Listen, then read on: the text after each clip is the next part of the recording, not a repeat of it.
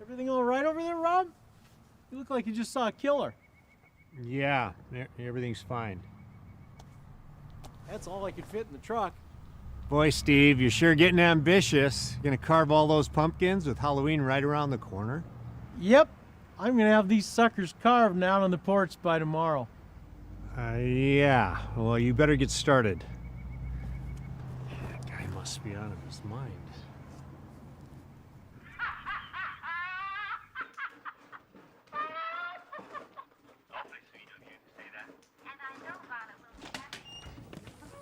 Wow! Steve sure has a lot of jack-o'-lanterns out there. What? Already?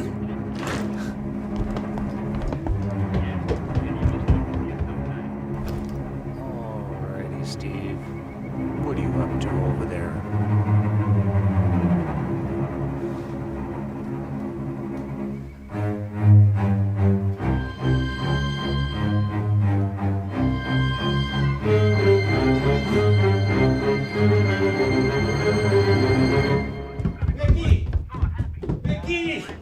Steve's killing a guy. Call the cops. Okay, dear. You stay here. I'm gonna get a closer look. Don't forget your jacket.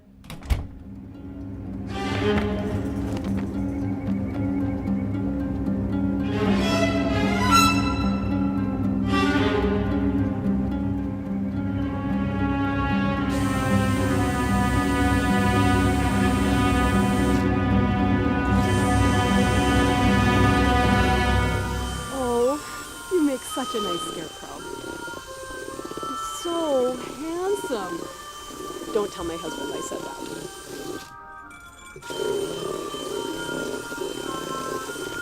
That's how he's doing it. Hey, honey, I'm gonna grab the last batch of pumpkins. We're gonna have these done in no time. That's super, dear. Holy shit. Trick or treat. Hello, trick or treat.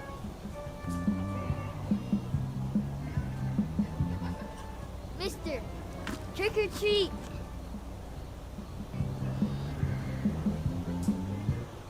Pulled it off. Mister, trick or treat.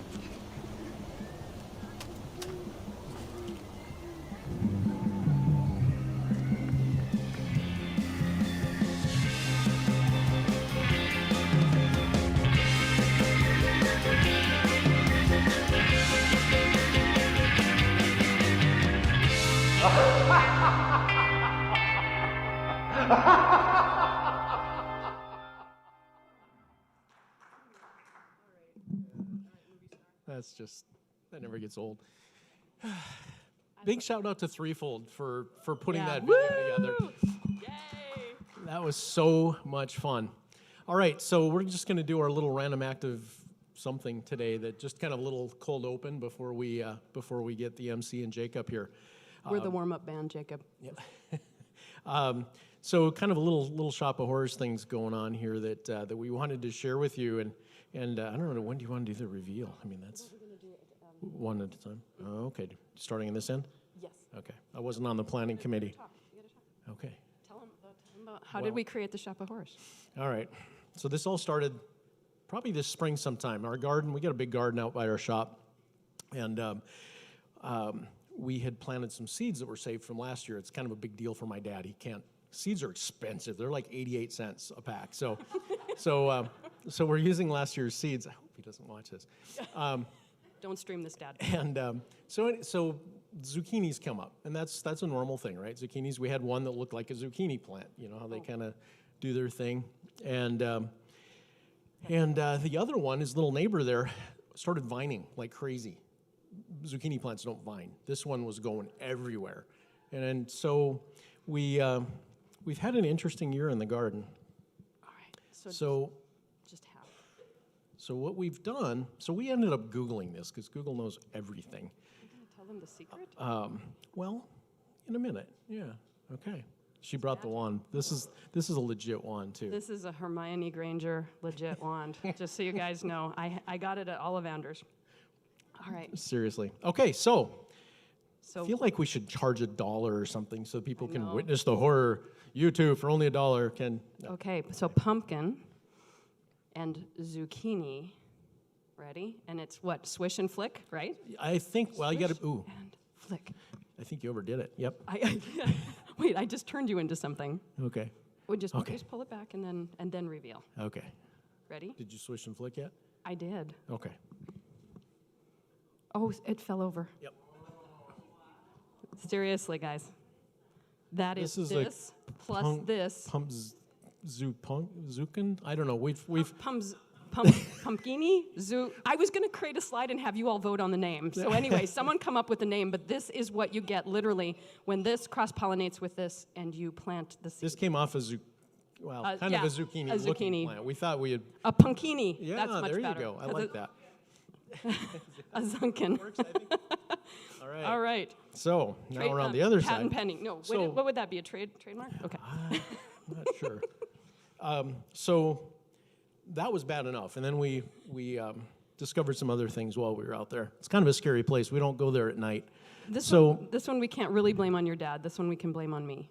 Well, yeah, that's true. We had some volunteers We come had up a from some stuff that got tilled in last winter. So- Hundreds of volunteers, and I can't kill an innocent little plant, right? So I let them all go. Well, So here we get a here we pumpkin go. Pumpkin plus plus an honest to goodness squash. buttercup squash. Swish and flick. Okay, swish and flick. Okay. That is a buttercup squash for all intents and purposes. It tastes like a buttercup, but it looks like Got it's the a telltale squash. buttercup butt. Can I say butt? You can bleep. So where this matters for all of you is, remember, these were volunteers, and I had hundreds of them. Well, I didn't know this was happening in the garden. I thought I was growing these, and I had a bumper crop of pumpkins until I went out in the garden this fall and found out I have a bumper crop of whatever that is. It tastes Sunken. amazing. It looks beautiful on your porch, and you are all lucky because I had a bumper crop this year. There's a whole bunch of these out in the lobby. Please take them home with you. They taste delicious. We have been eating them. And there are these. I also have some little teeny tiny watermelons that I think little teeny tiny people should find out there. So anyway, please take them because, oh my goodness. So And we they're Googled it, magical. and it actually can happen that stuff cross-pollinates. Anything in this family can cross-pollinate. And so that's what happened. Of course, you save the seeds, and that's what happens. People that grow these crops for a living are instructed to be at least 1.5 miles apart, Our garden's big, but it's not that big. So that's what happened. So it's our little garden of horrors.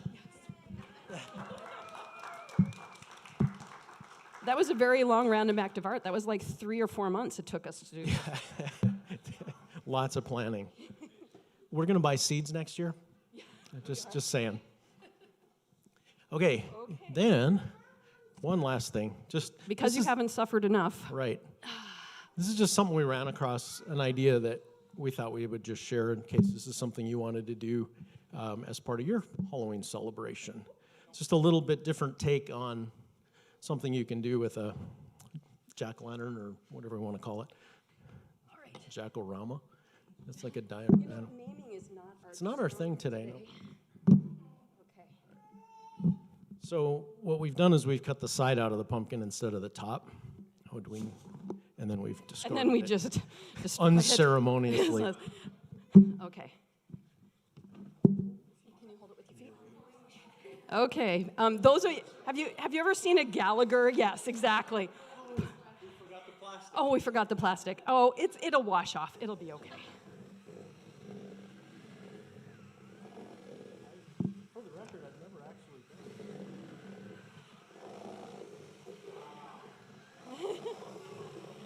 Thank you, Joel. Humor him, please, everybody. Oh, right. Ooh. Ah. Ooh. It's more like ew. Oh. Yes.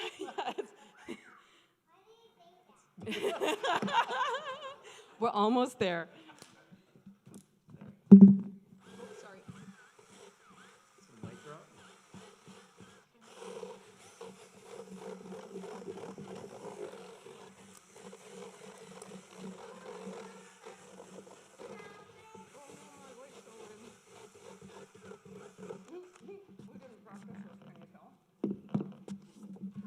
All right, are you doing your part? Because my part is an epic fail. I'm rocking my part. I know. I'm failing it. I'm falling my. Sorry about that.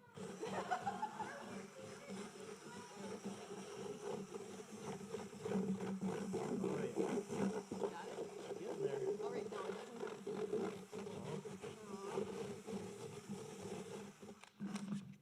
Okay, I think we've got this thing. Smaller garbage can. Couldn't find a smaller garbage can. Okay, so let's see. Oh, yeah, my thing is not doing so well.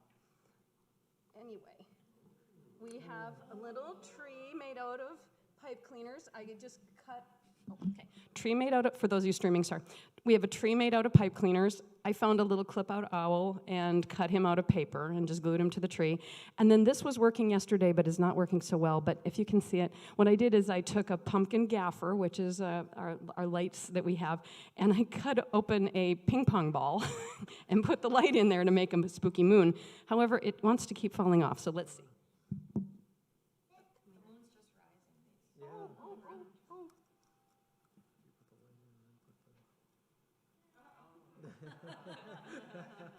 The sun. Oh, guys, it died. Yeah, you can see. Okay. It could be a jack-o'-lantern in the jack-o'-lantern. There you go. Yeah. And then put the ball in Very carefully. Oh, it's not very good, guys, but you kind of get the idea. I should have practiced. Carnegie Hall, I'm not ready. But anyway, the little diorama thing is really, it's kind of a fun idea, and I'd encourage you to play around with it. You can make all kinds of goofy things and set them up in there. So there you go. Be careful cutting your ping pong ball. She came running out yesterday. There's blood running down her fingers. TMI. I guess there's hazmat on the ping pong ball. All right, so that's it. Don't forget to grab your stuff on the way out, but save the little ones for the little ones over here. Yes, but please, it's mandatory that you take one of our little abominations home with you and decorate with it and eat it if you dare. All right, let's hear it for Evan and John here one more time. Good work.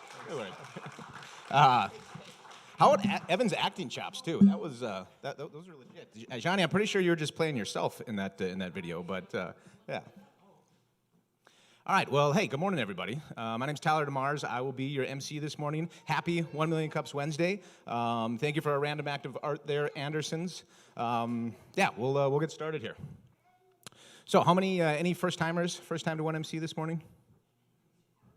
Couple of you, okay. Good to see you, good to see you. Happy to have you here, hope to have you back.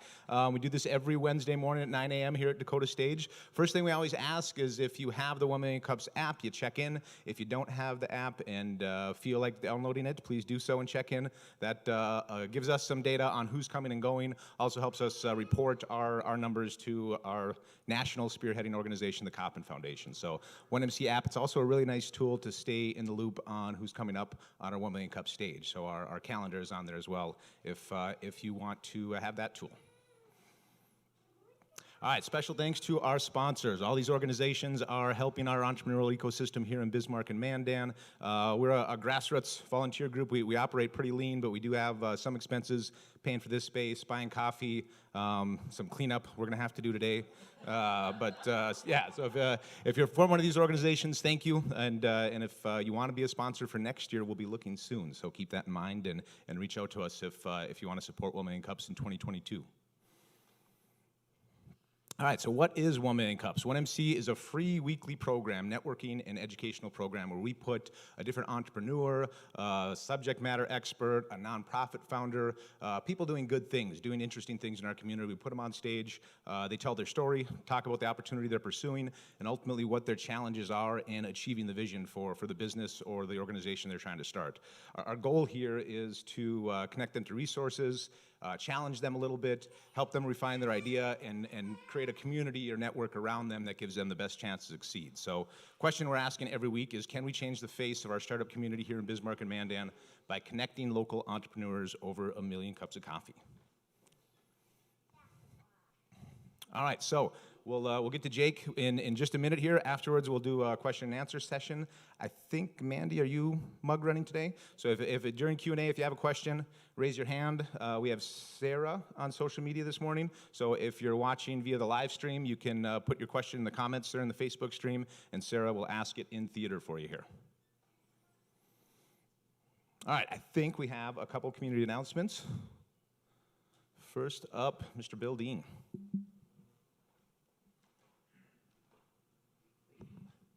Well, good morning, everyone, again. On November 2nd, bring in a trainer up here to teach the ultimate budget, we're calling it. It's a profits first training. If you have ever had issue with paying off debt or getting profit out of your business, this is a guaranteed way to make it happen. Although budgeting isn't super fun to talk about, this is an amazing tool that can actually change your life. So it's free, the information's free, you don't even have to buy anything to do it, but it is one of the most useful tools I've ever come across as a business owner. So November 2nd, you can find it on Facebook and Eventbrite.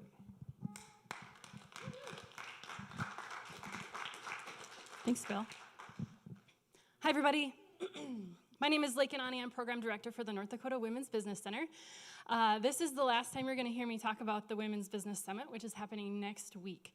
If you didn't get your tickets, and you're very, very sad about that, they're still available, but you missed out on the early bird pricing. However, we do have a virtual option. So for $39, you can join us virtually, still get both keynotes and a couple of the breakouts. You just lose your option to choose.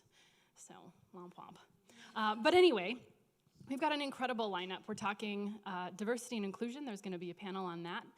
We're talking about how to make decisions when anything is possible based on the experiences we've all just had through COVID.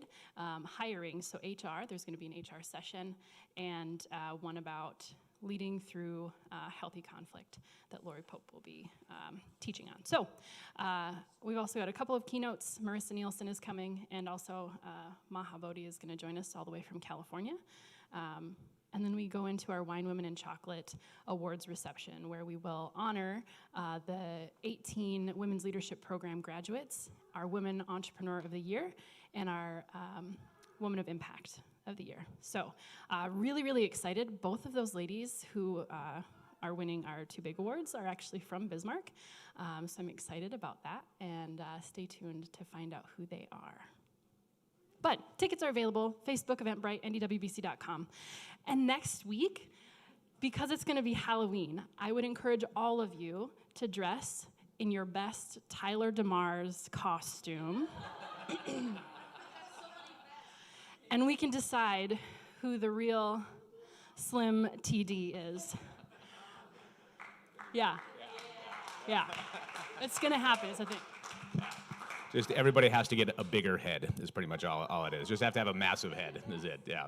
And I've hoarded all the 1 Million Cups t-shirts, so you guys good luck finding one of those. But all right, thank you, Lake. And you're a liar, too. That's not the last time you're going to talk about the summit, but...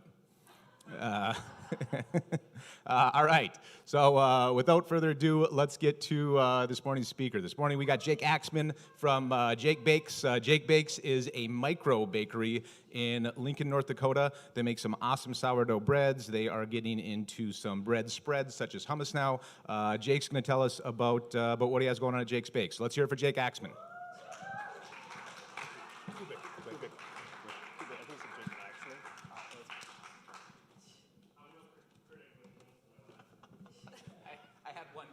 I know Jake Axman, though. Is he here?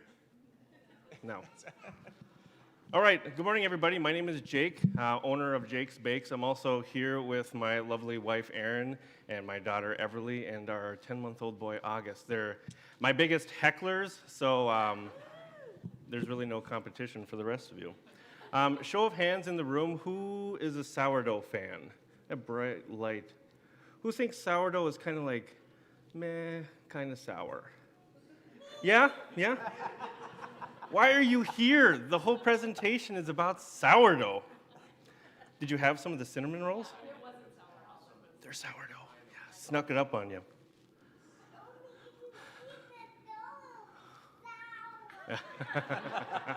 This is all built into the presentation here. We practice.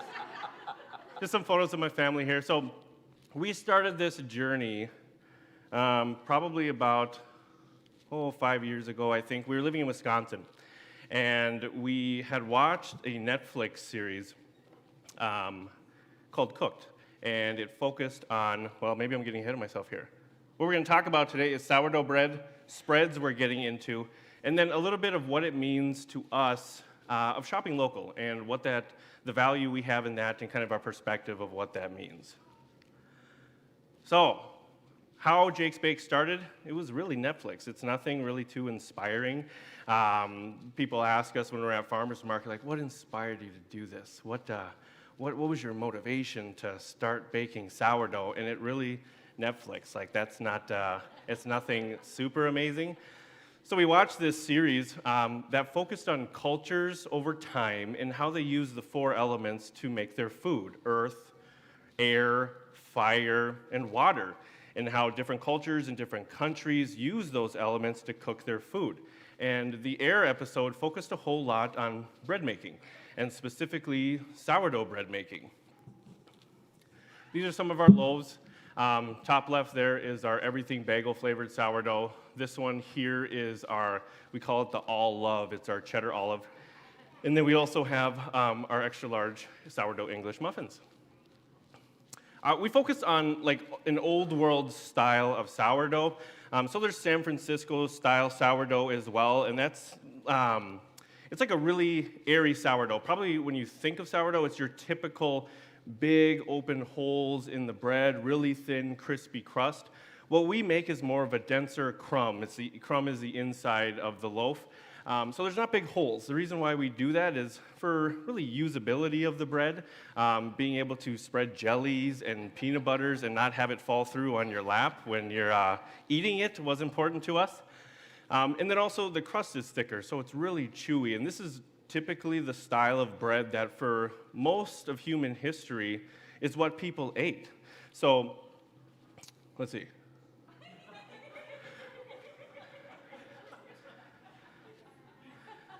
A little bit of history of sourdough. So when we watched this series, we were pretty shocked to find out that for most of human history, sourdough was the style of bread that people ate. There wasn't anything else. Every bread product that was made with a starter. And that's really the journey of how making sourdough begins. A starter is pretty simple. It's just a mixture in equal parts weight of flour, water, mix it together, and then you just wait. And the yeast from the air go into that mixture and propagate a really diverse microbiome of different bacteria, yeast. I read an article once that compared dry active yeast to a starter, put it under a microscope and looked at it. And they compared it to a dry active yeast is kind of like a cattle ranch. Typically, cattle ranches have the same type of species of cattle that's on there, and that's kind of like a dry active yeast. It's all the same type of yeast. Where a starter is more like the Serengeti. There's a lot of different animals in there, and they're all living together in this microbiome, and they grow over time like a community. They intermingle and grow as a community, and you can physically see that community grow as the starter kind of expands. And that's the leavening agent that has, prior to the 1930s, all of human history used that to make their breads. Dry active yeast was created, and we lost that nutritional value of a fermented bread. And there's a lot of people who don't even know what sourdough is, and more people than that who think sourdough is just a flavor. But it's a style of bread. It's a way of making bread.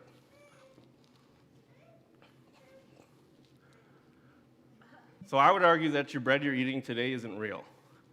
Maybe a little dramatic.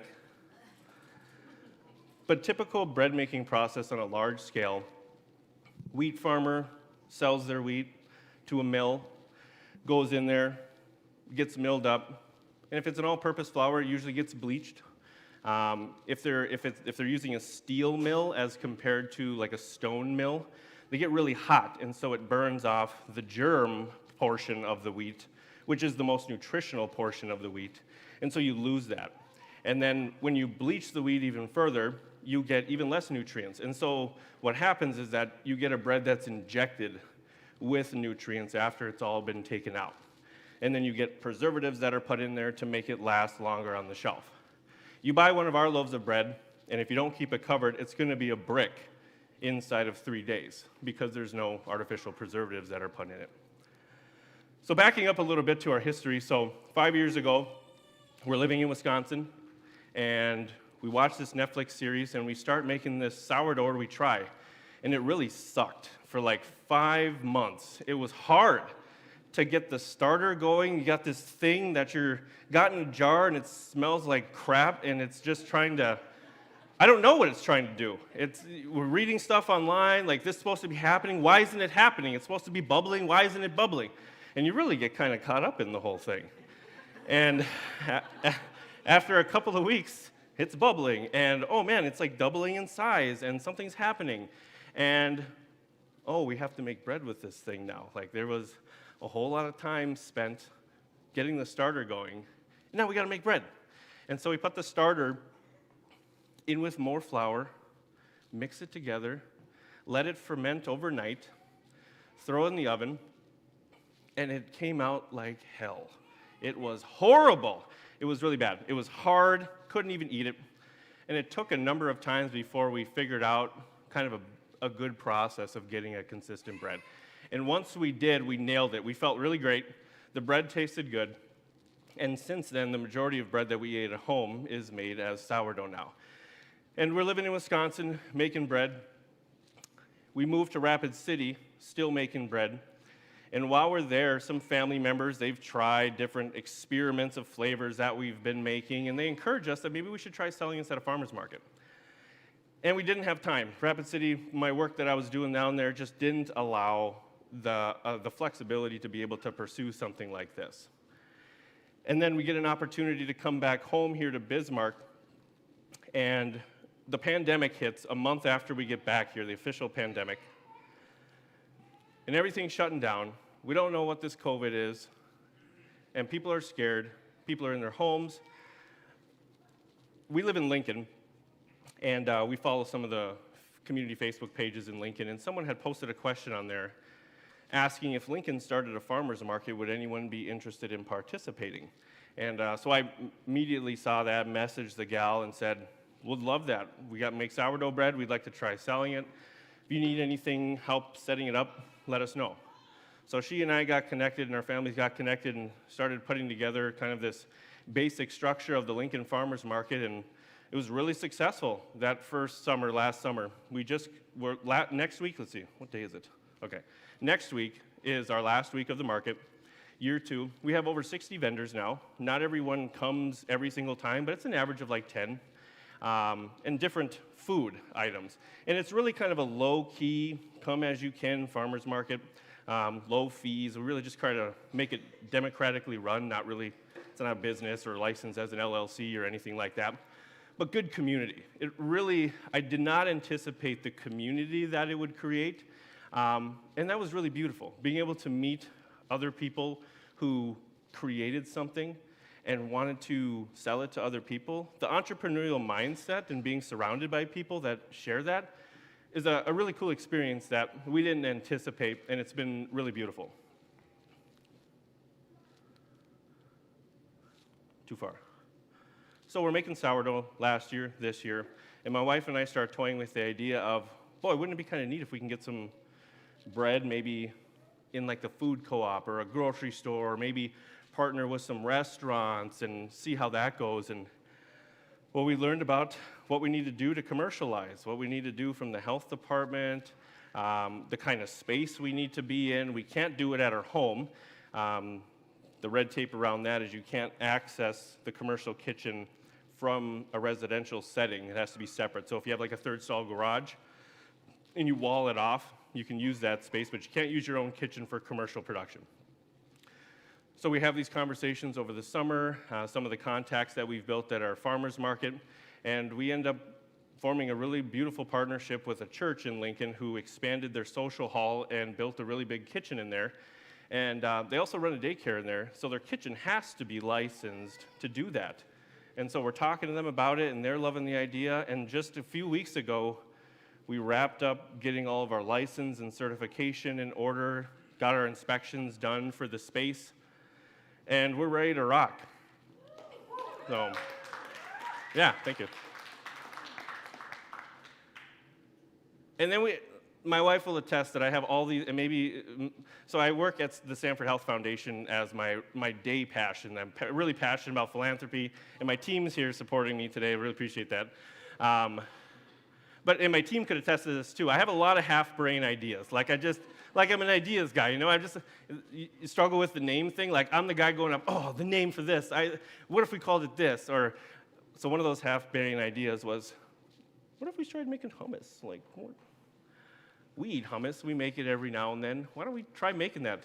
I was talking to, her name's Shirley. She's the general manager at the co-op, and she's phenomenal. And they sell some hummus there, and I thought, we could do this. We could figure out how to make hummus. So we started making hummus. Took it around some places, had people try it. Pretty good. And I'll save the spoiler. I won't spoil it. I'll save it to the end. I have a slide on it. But this is a photo of one of our hummuses. This is our everything bagel hummus. The chickpeas we get from like Walmart, and that's one of the things we'll talk about afterwards of the things that we need help with is sourcing those more locally. But we've really enjoyed hummus. I mean, it's been a quick turnaround thing, but hummus is good, and it's kind of like a foundational type of food from a natural ingredient, just like the sourdough is, and so it seems a good pairing for us, and so we're starting to pursue that. The next section I'm going to talk about is what local means to us. I think got this little video here.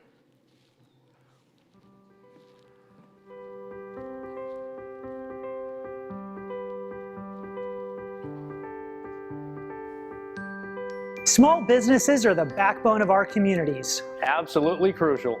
Essential. Small businesses pay 44% of the U.S. payroll. Small businesses create 6 out of 10 new jobs. Your local businesses support our community events and charities. And local sports teams. Supporting local creates big impacts for our community. When you can, make it a local small business. For dinner out.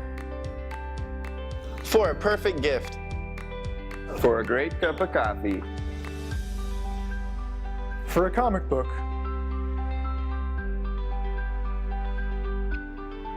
Love where you are.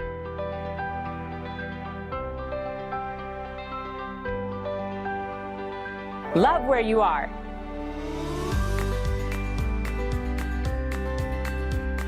So pick your favorite local business. Be part of the big push. I'm going to buy local at A1 Comics.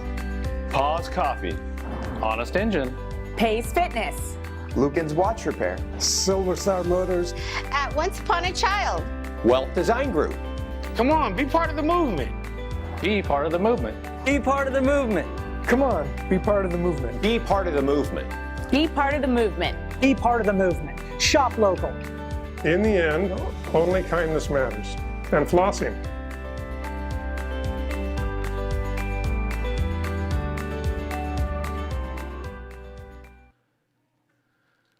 All right. So shopping local, we really never put a whole lot of thought, well, intentionality behind what that actually means before we got into the farmers market world. Meeting people and building relationships with local producers has become almost its own passion in a way of really kind of seeking out people that are focused in a certain area that can provide us a good that we would typically go to like a Walmart or a Target for, but how can we support a local friend that we know? Pictured up here is Prairie Hills Ranch. They're here today. They're one of our vendors at the farmers market, and they do wholesale beef. And this is where we get our hamburger from, steaks from, and we know them. We know how they raise their cattle. We know where they live. We can go drive by their pastures if we really wanted to check on the cows. And this is Kevin from the Honey Boys. He's in Mandan. All the honey that we use, like in our English muffins, come from Kevin. Local honey from hives that are in Mandan. He's there helping farmers, having his hives in different fields. And then the honey that's produced out of that, we buy from him. I really like in the video the gal said, when you can, make it a local small business. Because I think sometimes it's like there's like a really big pendulum shift of what local means or big business. And I think people that are franchise owners, kind of like Cycle Bar that was last week presentation, there are local people that own big franchises, but they're here. They live here, they're from this community. They employ people in this community. But the truth is that not every dollar stays in this community when you have a franchise situation. When you support a truly local small business, like a Prairie Hills Ranch, that money stays in this community. And some products that you buy might be a little bit more expensive, but that money stays here, in Bismarck, in North Dakota for sure.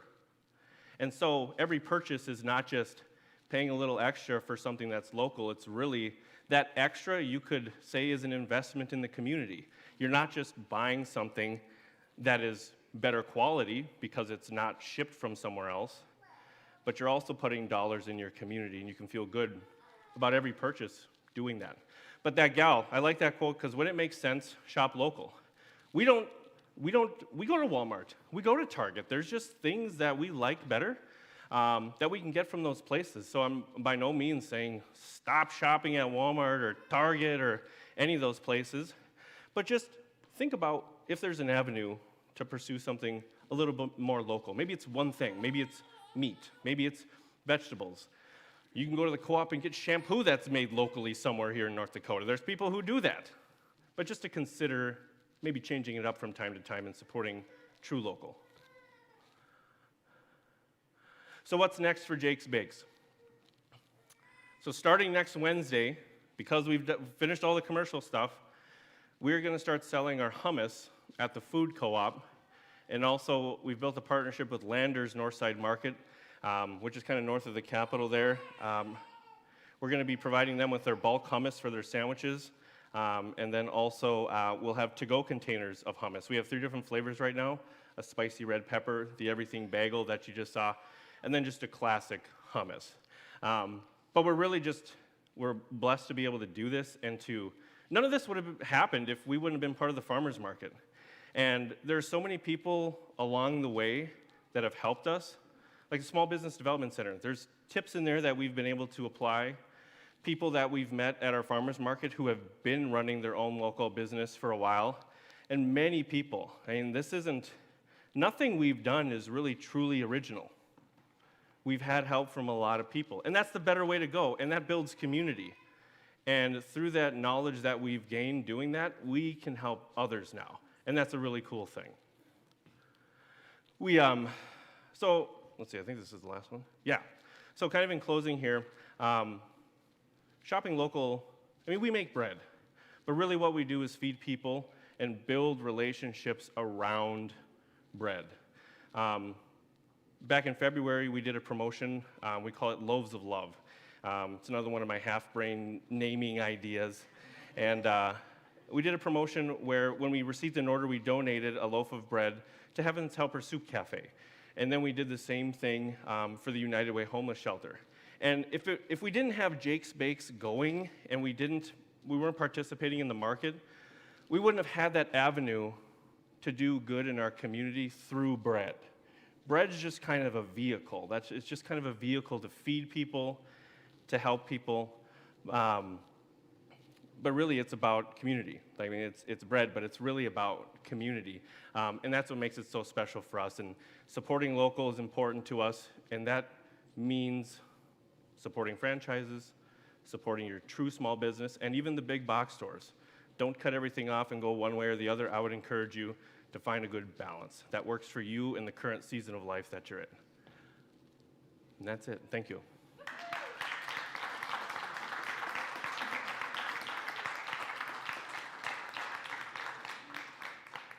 Okay, we'll get into some Q&A here. Again, if you have questions for Jake, raise your hand. Mandy's got the mic mug, and she will get that to you. If you're online watching, please put your question in the comment section there on Facebook, and Sarah will ask the question for you here in theater. I'll get us started, Jake. I think, what Netflix series was it that inspired Jake Bakes? It's called Cooked. So there is a book called Cooked, written by a foodie author named Michael Pollan. And he travels the world and tries food and writes about food. And off of that book, this 4-part Netflix series was created. And I'm not like a huge reader, so I didn't read the book. So I'm thankful that there was a Netflix series to watch. And that's really inspired us. I mean, when we watched that episode on air, and they were going through the history of bread and sourdough being the bread that everyone ate up until the 30s, I felt cheated. That I won my ignorance, that I didn't even know what sourdough was. But this is the bread that is more nutritional, that has been eaten for all of human history, and we lost that from society in the 30s. We were pretty shocked. So, and we were looking for a hobby maybe at the same time too. So. Well, that was news to me too. I was at a class that you taught at the co-op not too long ago as part of TEDx, and you shared that tidbit there. That was the first time I learned about that too. So I don't know if I was offended by it, but it was enlightening. So one other question I have is, so did you have any culinary experience before this, or what was your previous experience that led you into this? Yeah, I have no baking experience. I grew up on a ranch in Manning, North Dakota, which is north of Dickinson, and have spent some time living in Bismarck and then up in Wilton and kind of back and forth. And my dad was a trained chef. And so we grew up on the ranch, and we had cattle and pigs and chickens, and we did our own butchering. And my dad, we grew up with a pretty diverse palate, being able to try different foods that someone in the house knew how to prepare. But no baking experience. And it was, I mean, like when someone comes by our booth and asks, what was your inspiration? The answer is Netflix. Like it's nothing too inspiring. And really the drive is, it's not bread. Bread's really fun, and we're passionate, and it's fun to make, and we enjoy it, but it's really the community, the unanticipated community that it's brought us. But really, our moonshot goal would be one day to have kind of a bigger micro bakery than we do now, but to be able to take our idea, commercialize it, which we've had to a degree, but even take it further to where we actually provide an avenue to support other families through jobs. Like, that's the goal. Bread is the vehicle, and hummus, and whatever else comes along, that's the means to get there. And who knows what else will happen. Yeah, I think it's a nice entrepreneurial insight. Is the skill set or experience isn't as important as just the drive and the passion. And you said it's not very inspired. I'm inspired by this, so it's good, good. But Evan, question here. Kind of a manufacturing logistics question. I love the arrangement you've got with the church, commercial kitchen available. It's a great way to use an asset that already exists. What kind of capacity limitations is that going to be good for you for a while? Yeah, so great question. So prior to doing the commercialization, the partner with the church, we were doing everything in our home under cottage food laws. And we put a small amount of money of investment to get what we needed to get started. And then through profits that we made last year, we made a commitment that we weren't going to get into debt with this thing. We were going to try it out and see what would happen. And last year was really successful for us. This year's been successful for us. And through just pure profits, we've been able to buy a couple of mixers, big commercial mixers, one of which is at our home. We have like this cutout in our kitchen that's like, was supposed to be for a peninsula that just like never happened. So it fits right there. We got a stainless steel table there, the mixer's on it, and it works great. And then we bought another one that we donated to that church as kind of for them to use as well as us to use, but kind of a sign of goodwill. But for the foreseeable future, it's going to be me rocking it out early mornings, weekends, like it is now, bread and hummus. And so part of the challenge is, what does scaling look like? And we've talked about, shop condos. Is that a consideration? What is bringing on an employee or two at some point? My aspirations aren't to make bread baking my full-time gig, but to have it as a business of ours that we work in. But then, like I said before, have it be a vehicle to provide income for other families who would work in it more than us. That type of deal. Yeah. Jania. Totally selfish question, because I've been kind of salivating since I saw the pictures of those loaves. Once the farmer's market shuts down for the season, where can we buy that amazing bread? Because I know you said hummus at the food co-op, but where can we get the bread? Yeah, great question. So we're starting with hummus there because it's easier to make the hummus than it is the bread. The bread is really like a 2 to 3 day process because it's a fermented food. So our goal is to have a website at some point. We haven't started it yet, so everything happens on social media, including a digital menu that we have that's a Google form. So click the link and it has all of our products, and then you can select quantities. And then when you submit your order, we get an email, we check it, and then communicate with the customer based on their preference of communication, coordinate delivery or pickup. And so that is through Facebook primarily. Yep. It's whatever it's called, a tagged post at the top of our Facebook page that has our menu there. Yeah. So actually November 1st, right now when you look at it, it's a menu that you can't order from, but on November 1st it'll flip to a menu you can order from. So. Yeah. Joel. Hey Jake, thanks for coming and presenting. Love sourdough. My wife started making it this year, and it's been a great thing. You mentioned the word "we" a lot, and you talked about how you and your wife started on this journey. I'm curious to know what the dynamic has been between you two as you've gone through this journey. I know you're the baker, and she's the baker's wife, but like, what's the roles, and how has that been with your marriage and family and different things like that? Yeah, thank you for that question. Is my wife in here to hear this? I think she went out with the baby. Yeah. I couldn't do this without my wife. I mean, even though I'm doing pretty much everything in the baking and the hummus making world, there's got to be someone that's like taking care of the kids. Like, it's not that I totally don't take care of the kids, but it's definitely like I clean the kitchen up, and then I'm getting rolling making the bread and the hummus, and then I'm in the middle of something where I can get to a stopping point, and then it's story time to put the kids to bed. So we go into the bedroom, we read our stories, we do our prayers, kids go down, it's 10:30 at night, back to the bread. And that's how it goes, and honestly, I'm glad, and different entrepreneurs that I've talked to, I mean, the typical start in your garage and all that stuff. I mean, I'm glad that this is the journey for us. I would rather have it be this trajectory. I mean, we have the ability to just like go all in, buy a shop condo, get all the big equipment, but what if it tanks? We're still kind of in the first 3 years is kind of what we've been giving it, 3 to 4 years of, is this a fad or not? So we don't want to get too heavily invested, because maybe it is. And maybe we need to pivot to something else. Maybe, Jake's Bakes is kind of this 3-year fad that really never goes anywhere, and we don't want to be hundreds of thousands of dollars invested into something that we don't know if it's going to take off. We're making good moves to have it be something that grows into something. But without my wife, I mean, she's a graphic designer, like our labels and stuff, she's designed them. Our future website, she will put it together. So being able to have that service in-house is great. Like it saves us expenses, and being able, so it's a good mesh. I'm the baker, I make the hummus, she does the designing of things. And I come up with the cool names. It's a good mesh, yeah. So thank you for that question. Question from Dot. Good morning. My question has to do with the support you receive from your employer. So you talked about this as being a side hustle.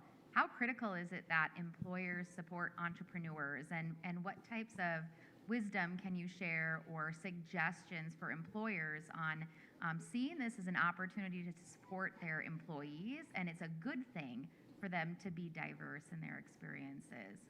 Yeah, I appreciate that question. And my boss is here; she's right down there.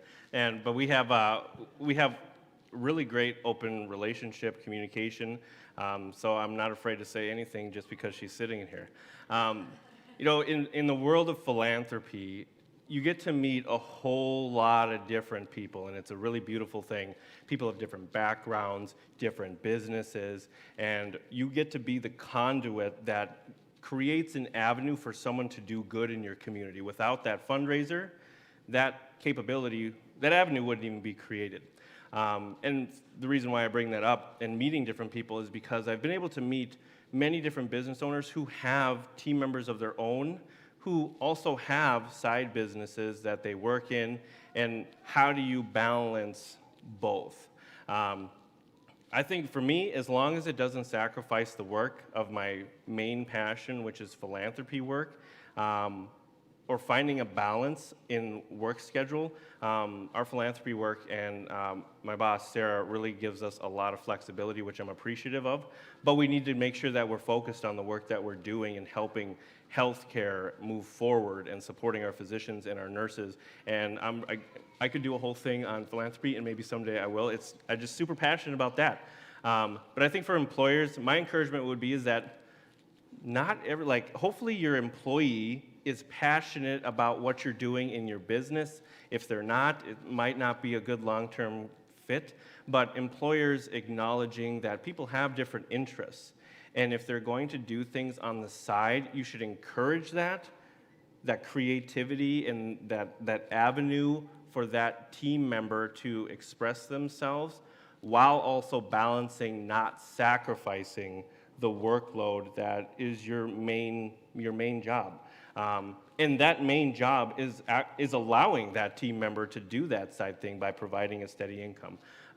So I think it comes down to communication and being open, and I would encourage, again, employers to allow their team members creativity and flexibility, all while having accountability to the work that you need to get done for your prime responsibilities and whatever that position might be. So that's really well said. Good insight. Especially, we've never been in a labor market like this where all the leverage is with labor right now, which isn't a bad thing, isn't a good thing. It's just a new thing. So kudos to Sanford for supporting your employees and all his half-baked ideas. That's great. So, Don, we got a question here. All right, thanks for being here. This has been really exciting. I do love sourdough. But anyway, you had mentioned trying to find chickpeas locally. Have you started doing that? Do chickpeas grow here? I don't know. Has anyone ever grown chickpeas in this area? Great question. So I'm also blessed that my wife's dad, my father-in-law, is an agronomist, and he was the president of the Grape and Wine Association of North Dakota for like 10 years, so super well connected.